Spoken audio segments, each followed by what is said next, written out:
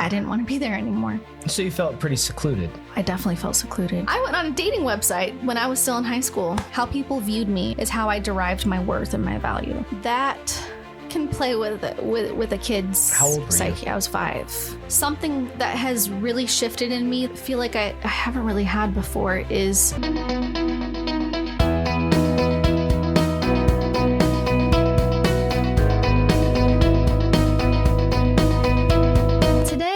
is going to be a bit of an emotional one. It's going to be a personal testimony of mine. We're going to get in today why I'm doing this, what I've gone through, where I'm at, a little bit of where we're at. We'll also get into why I've never done this before too. So Scott's going to be interviewing me a little bit today. You're in the hot seat. I know. Excited about this? I'm nervous. I'm excited. I'm also ready. And that's why I want to do this today. So what made you feel ready to share your testimony, and how do you think it'll help people? Today at church, our pastor shared his testimony. I personally did not grow up in a church where testimonies were something that was shared. People didn't really share back and forth what they've gone through to get to that point, or even their struggles. The testimony that I heard today, it really resonated with me because it made me feel like nobody is too far gone. And if he can be bold enough to talk about what he's been through, why can't I? I think a lot of us deal with pride, and I know I have. I don't want to be judged. I don't think anyone wants to be judged. And so I think that's why I've always been hesitant to share it. But today, when I saw him share what he did, it made me realize that that gives hope to people. When they hear someone else and the hard things that they've gone through, sometimes even the horrible things that they've done, it shows people that no one is too far gone. Mm-hmm. The gospel itself is very important, like talking about Jesus, that we're sinners, we're saved by grace, and that we're saved because of our faith in Jesus and what he did. That is so important. But I think that when people don't talk about what they've been through, I think it makes people feel like even though sin is talked about, they're the worst of the sinners that are there. That no one else is sinning as much as they are, or no one else has gone through what they have. Everyone else is better than them. And I don't know if everyone experiences this, but this is kind of the mentality that I grew up with. And I'm not saying it was my church's fault or that they were trying to do that. I don't think that was the case. But what I am saying is that that's something that I realized today, and why people do testimonies in certain churches, and why I now think that it's important. So you think that's the reason why most people think that their situation, when they sin, they're farther from God, and they don't think that other people might have done worse things? At least that's my experience. That's what I felt growing up, is I felt like when I sinned, that I was the worst person there, that everyone was looking at me and thinking, look what she did. When testimonies and things that people have been through and their sin struggles are not brought up, I think a lot of people have a knowledge of their faith. They're not able to live out their faith fully, and they're not able to see that we're all sinners. Were you ever afraid to speak about your testimony to the people at your old church to see if they would judge you incorrectly and probably scorn you from the church? A little bit, yeah. I would say, and that's something that I'm going to talk about a lot, is that I've had a lot of self-confidence issues, and I don't know if any of it stems from that specifically. I'm not saying that it's anyone's fault or that it was because of this or because of that necessarily, but it's just what I went through with this and with the situation. I felt like I couldn't talk about things, and I wanted to hide the things that I had done. And I would say this mostly applies with the church I went to growing up, which I still think was a good church in a lot of ways. So you felt pretty secluded. I definitely felt secluded, yeah. Like I said, I felt like I was the only one who had those struggles. So you've mentioned some things about your childhood. Is there anything about that affected your sense of worth? There were definitely traumas from my early childhood that also shaped my sense of worth when I was really young. And part of this is not completely my story to tell too. Like, there's other children that were involved as well, but an older child took advantage of us, and I was basically told that what was happening to them was my fault. That can play with a kid's How old were psyche. you? I was 5. 5 years old, and Yes. you remember that? Wow. Oh, vividly. Yes. Yeah. I remember it very vividly. It's one of my earliest memories as a kid growing up. And so I was told that what was happening to them was my fault and that this person was doing it to them because I was not allowing them to do it to me. That was one thing that I think definitely affected my confidence growing up. At such a young age, too. So those two things I think played a huge part in how I reacted to friendships, how I reacted to relationships. So basically, I idolized being accepted, being liked. How people viewed me is how I derived my worth and my value. Instead of, which is what I've learned to do now, and I'm going to get more into this later, but deriving that worth from God and how he views me. I derived it from how other people viewed me. And that carried over into your teenage years. Yes. Oh my gosh. Yes. Big time. Yeah. Which just created more problems. In my teen years, I made a lot of poor choices. It really started, it stemmed from this, and it started from the fact of wanting friends, wanting to be liked, wanting to find that comfort in friendship and people liking me. And so I clung on to the first group of friends I could find, and I basically did the things that they did so that I would feel accepted into the group. So you were basically desperate for positive attention. Yes. And you hung out with the wrong crowds to do it. Yes. And you got yourself into some... I did not purposely seek out a wrong crowd. It was more like at the time I was into a certain type of fashion because that was popular at the time. And so I found other people that were dressed the same way. Yes. I found people that dressed similarly. And then if you're a millennial, you'll know. Yes. And they were doing certain things. And so they would always ask me, hey, you want to do this, blah, blah, blah. And it was never just a question too. It was very much pressured, but I didn't want to feel not liked. I didn't want people to think I was weird. And I definitely wanted to have friends. Like I said, like that was a big thing for me growing up, was deriving my sense of worth from if I have friends or not, and if people like me or not. And so I basically clung to whoever I could find that I maybe had one thing in common with, which was a style of dress, which was very immature and stupid. So let me get this straight. So your fashion sense led you down a very dark path. A little bit. I know. And I can look back at it now and laugh a little bit because it sounds so ridiculous, but. Because it's high school drama. Yeah. That's all it is. Yeah. And I mean, for those that have and are still in high school. Yeah. I mean, everybody has their own crazy experience. Yeah. I know I do, and everybody else does. And the thing is thank God for Jesus Christ. I know. And see, that's the thing is there's another aspect to this too. I had at one point was going to a youth group that was not a part of my church. It was a different youth group. It was this is the early 2000s. Like purity culture was kind of at its peak.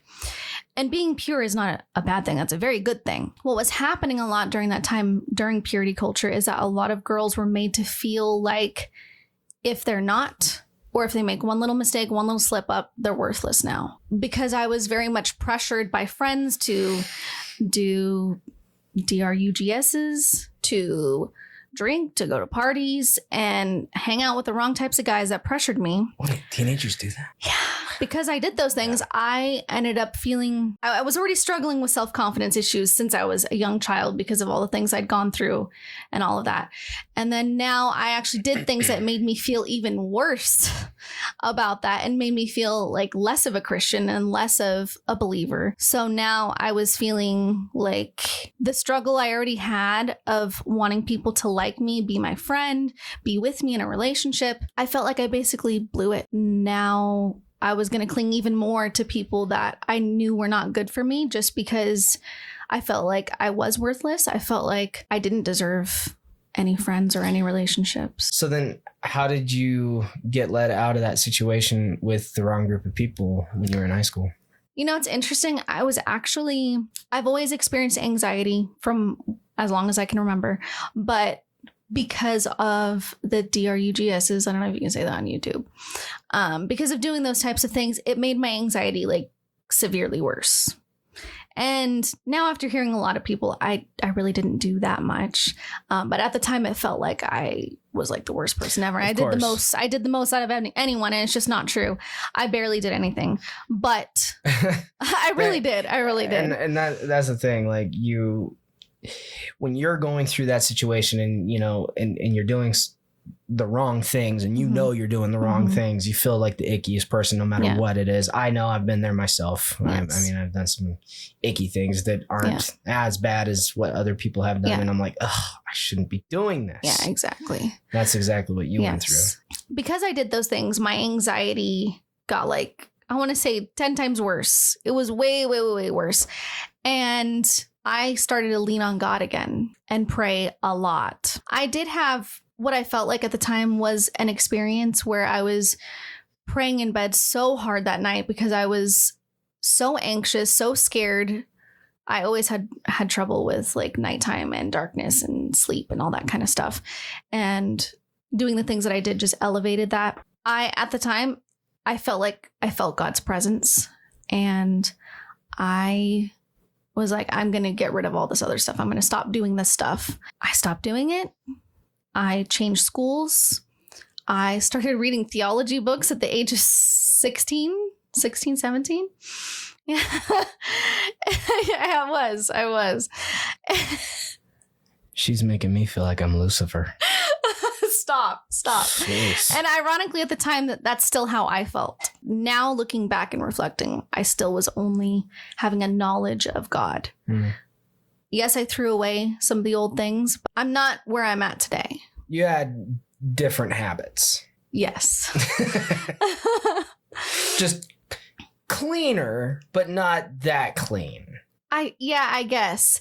It was more like I was heading in the right direction. Right. I really was. But, I mean, man, teenage years, that was so long ago now. Because we all can make those rational, mature decisions at such a young age. Yeah.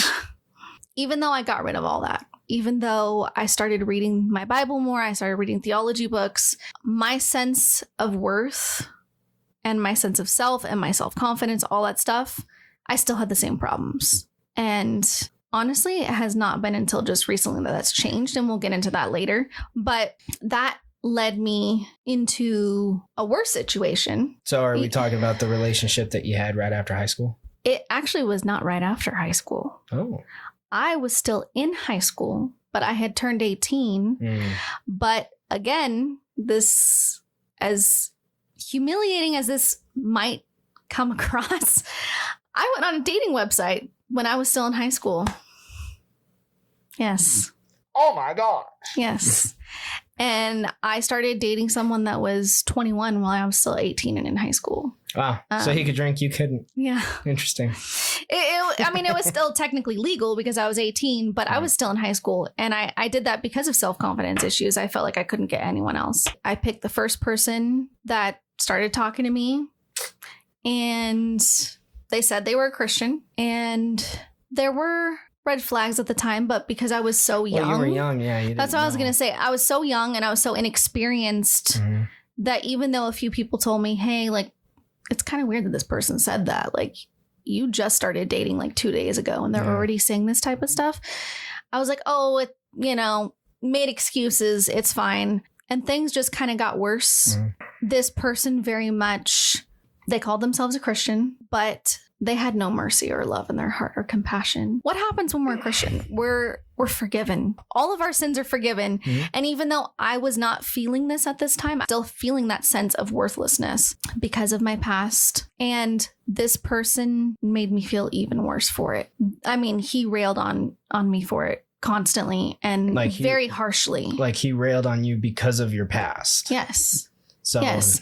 And he would say things that were untrue. Like I liked certain things and I wanted certain things when I had very specifically and vulnerably told this person that I was pressured into things and I did not want to do those things. And he made me feel like the biggest piece of garbage, which I was already feeling like. I thought if we get married, he's not going to be saying these things to me anymore. Again, I was young and naive and I was not thinking that this is a pattern.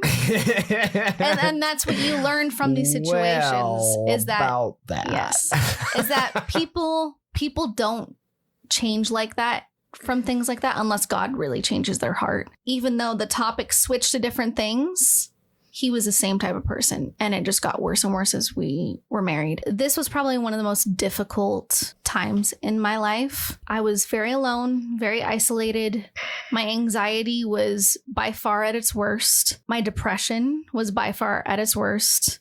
I don't think I talked about this earlier, but I always kind of felt depressed as a child because I felt very lonely, but it was 10 times worse because I did not want to tell anybody what I was going through. I also was thinking in my head, if I stay with this person and I tell other people that he's done these things, then they're going to think badly of him. Then they're going to think badly of me. They're going to think badly of us.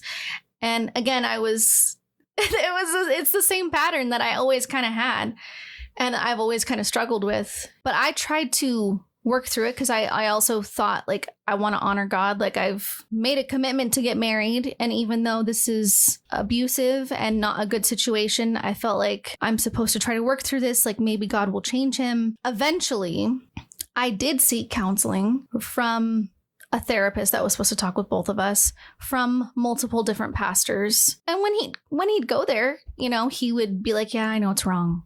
Oh, yeah, I know I shouldn't do it. So you're saying the right things, yes, but just to say it and then. Yes. Yeah. There was, and I'll say this because if you've never experienced someone that shows a lack of compassion,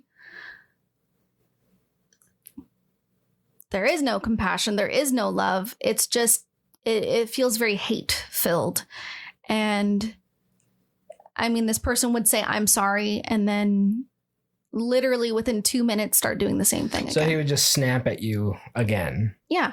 And it was always related to arguments about disagreements about certain things that he wanted to do this and I wanted to do this and I disagreed with him on it. It did not matter how I approached it. It did not matter how nicely I said it. I was always the bad guy. And then he would just rail on me and say, you know, horrible things to me. So it's pretty much his jealousy, his insecurities that kept him from loving you the way a husband should. And he was abusive. It sounds like he was very verbally abusive to you. Yeah.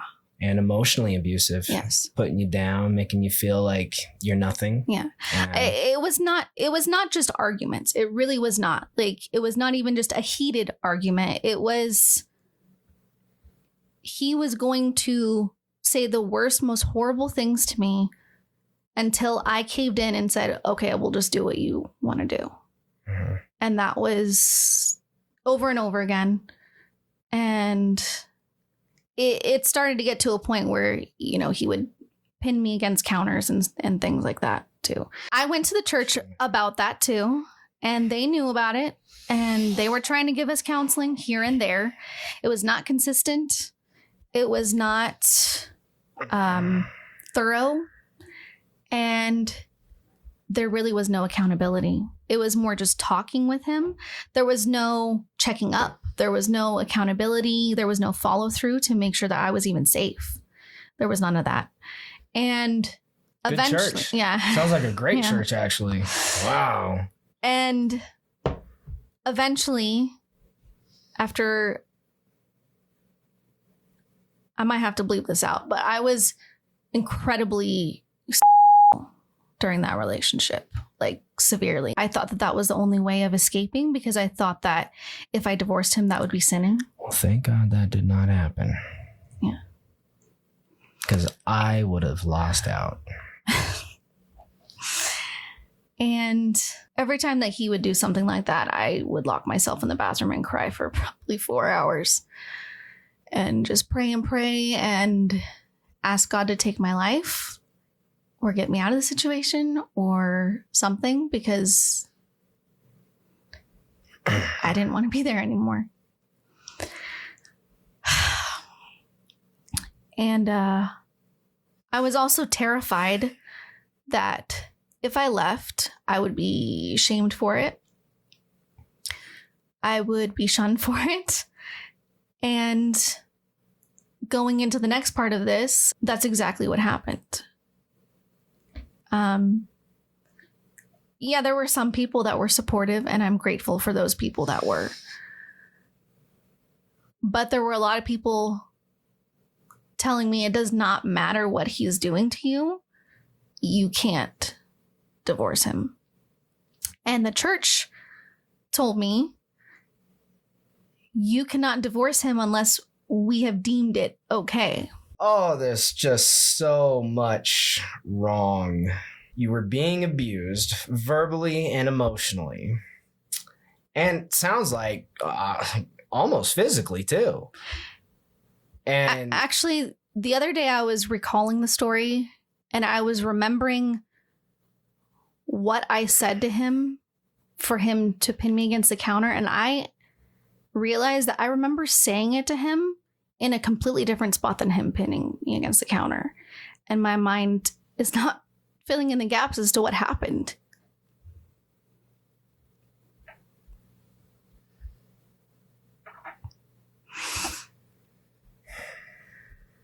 I just realized that the other day. I have no idea how I got from one spot to the other. I have no idea.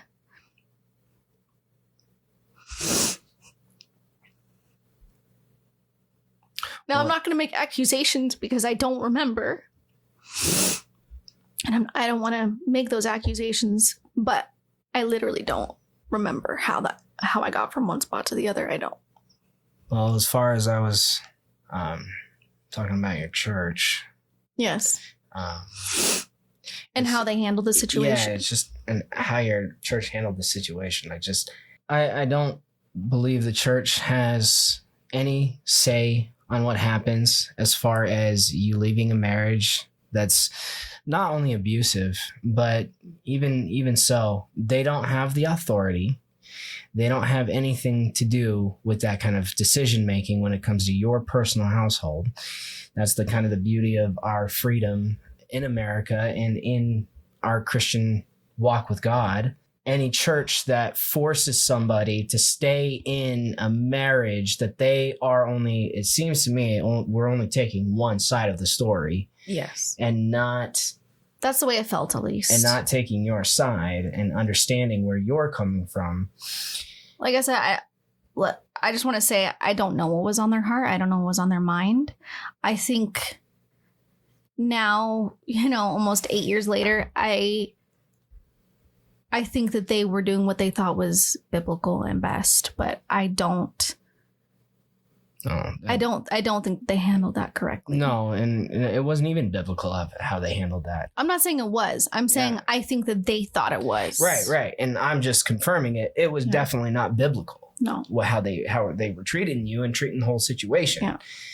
And so, but you're out of that situation now. Yes. And when you got out of that situation, what happened after? I left and I fled to my parents' house and I met you in the process. Me? Yes. Oh. Because I felt like I had no one and everyone was judging me and I was reaching out to people online. I was already kind of doing, it was called Musical.ly at the time, but TikTok. So who was this devastatingly handsome man that you just mentioned? You just mentioned he was super handsome. Oh, did I? Yeah. I said that specifically, huh? Yeah. Who is this guy? Well, no, I rugged too. Yes. Very rugged man.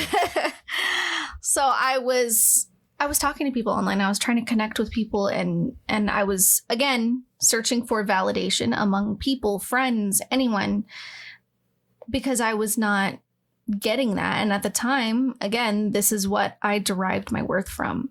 And so this was just that event and how people reacted to it was just as devastating as being in that relationship for 8 years. That's how devastating it was to my heart and to my soul. And there's still to this day people that they just completely ghosted me and I don't know why.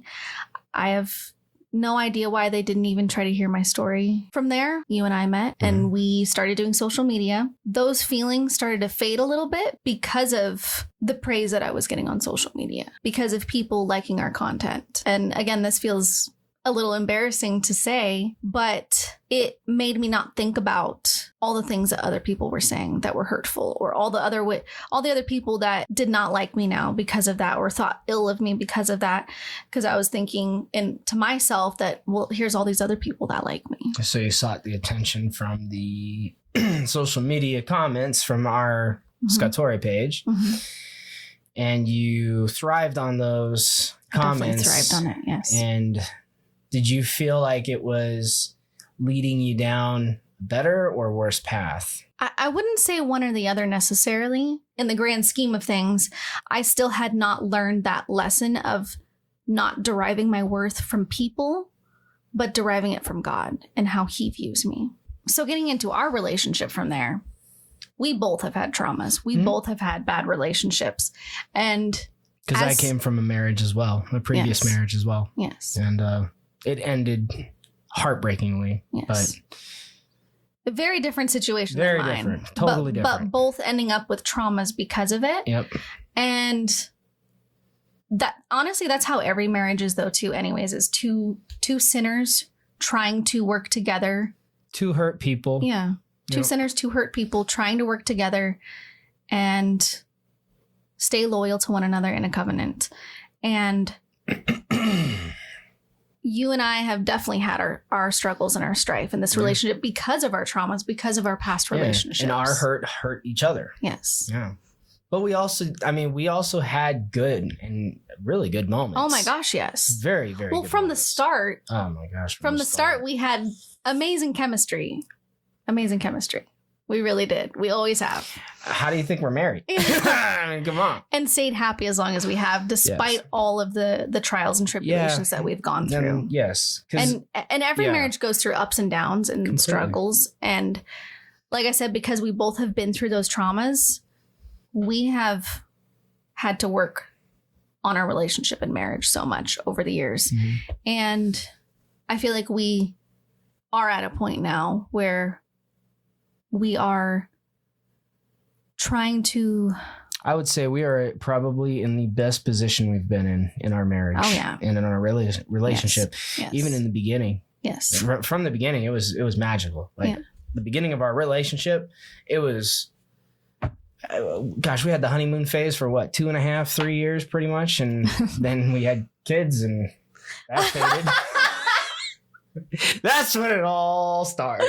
Well, I would not say that's when it started, but that's definitely one of the lower points. But you know what? That's very common in marriages when people have kids, because it changes the dynamic a lot. And we still were working through a lot of our traumas. Yeah, that's exactly it. Because you and I both were young. We were very young still. We were still in our 20s at the time. I was in my late 20s, but still going through some past trauma that kept up even as of that day and still as of today. You know, I still have dealings. Yeah. I'm handling them a lot better than I ever have because the older I get and the more mature I get and I start getting closer to God, I realize that a lot of these things in my past, I look at them and they're just stories that shaped me to be who I am today. So it just sounds like from all your testimony so far, what you've been saying is that it's all shaped you. God has shaped you into being that woman that you are now. With your testimony in your past, where is it now? For a while, I was not wanting to go to church at all because of what happened. And this is what I wanted to touch on too a little bit for people that have been through church hurt and spiritual abuse. I was scared that what had happened before was going to happen again, that people were going to judge me. They were going to judge us. They were going to, like, I didn't want to tell people that I had gone through a divorce because some people... Fear of judgment. Yeah, fear of judgment. Some people think that you can't get divorced no matter what. People even said that to me at the time. I remember that. I remember when you were going through that and you were dealing with that. For a long time, like, I wasn't even reading my Bible anymore. Like, I've grown up in a household where, you read every single day, and I always did that. But I stopped for a while during that time because of that. And it wasn't like I was thinking that it's God's fault. I just didn't do it because of what I felt from those people and what I was going through during that time. I don't know what it was, but I slowly felt a pull to, it was God. It was clearly God. But I felt a pull to start listening to theology videos on YouTube. And it was people like Mike Winger and Melissa Doherty that I first started listening to. And it was bringing me back to the faith. Their guidance kind of helped shape your mindset back to... Yeah, because I, at the time, was viewing people that went to church in a certain way. And I think a lot of other people that have experienced church hurt and spiritual abuse, they probably feel a similar thing. You feel like you're scared to go back because people are just going to do the same thing again. And some people walk away from God completely because of that. I have grown up in an environment where I am very assured that Christianity is true. So for me, that's never been an option. Well, you brought up a point too, that you were just saying that you're afraid to go to another church because you were afraid that you were going to be judged and criticized like you were in the last one. Yes. And I think that also can reflect on a lot of people's experiences when they go to a bad church for a first time and they see that and they all of a sudden think that that's all churches. And I'm not going to sit here and say that all churches are the same, but a lot of churches nowadays don't hit, and they should. They're not speaking on necessarily the truth. They're speaking the gospel, but it's almost like they're sometimes. Yeah, I mean, sometimes they're not even doing that. Exactly. Yeah. And they're not even staying true to what the Bible is. Yeah. And for a church, they have a major responsibility, major responsibility to uphold the laws of the Bible, to uphold God's laws, to lead a flock correctly. Yeah. And what you just said is a really big point, because I think a lot of them, at least from my experiences, the church that I went to that did this to me, it feels like all law and no gospel. That's what it feels like to me. It feels like there's speaking on the Bible without the heart, no love. Exactly. Like, you need to do this, you need to do that, and we're going to discipline you if you do this or don't do that. But then they don't have mercy and compassion and love for people that maybe just need a little guidance in love. Like, that's what I feel like really would have resonated with me. So with all of what you've learned, what does self-worth mean to you? See, that's the thing, is God has been working on me so much in the last couple years, but especially literally the last 2.5 months, when everything happened with Charlie Kirk and I told you I wanted to come back to social media. Oh, I remember that. Very clear as day. I felt a pull to come back to social media, but this time, for the first time, it was not because I wanted the attention and I wanted the likes. Like, that was always the reason why I wanted to come back, because I missed that. I missed having people to talk to and be like, oh yeah, I love your stuff, and talk to us on our broadcasts and make positive comments. I wanted to lead people to God. And in this process, in the last 2 months, I felt a shift in my spirit. I feel like I believed in my head, but I wasn't following in my heart. I have always struggled with forgiveness and anger. And of course, I'm not perfect on any of those things now, but in the last couple of months, I have come to a peace where I feel like I don't need the approval of others. I feel like I truly don't. And of course, there's times where those feelings come back. But in general, I feel a sense of peace that I know that my worth is derived in God and how he views me and how he loves me and how he died for me. And something that has really shifted in me, I feel like I haven't really had before, is I've gone through some recent things just within the last couple of weeks. And with someone that's very dear to my heart that I still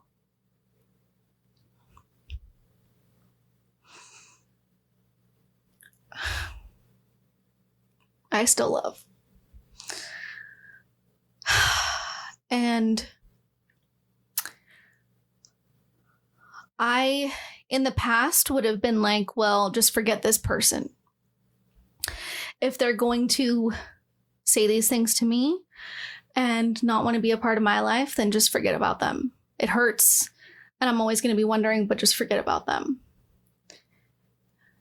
And right now, all I can think about is what this person is going through right now. And the struggles they're going through. Yeah, because I know that this person is hurting. Yeah. And all I want is to be reconciled back with them. And like I said before, I would have never felt that way. I would have felt like I need to get away from them. I need to cut them out of my life. It's not worth it. I've always felt that way with people that have hurt me. And even just reflecting back on my ex too, I'm starting to feel compassion for people that are hurting me, because I know, and I forgive them for it. I forgive him for it, because I know that these people have been through difficult things in their lives. I know what they've been through, and it doesn't give an excuse to hurt other people, but I understand. I understand that hurt because I've felt hurt, and I know why they're doing what they do. And I for that person and for the current situation that I'm going through, I just want to pray for them. And for this particular situation, I just want reconciliation. And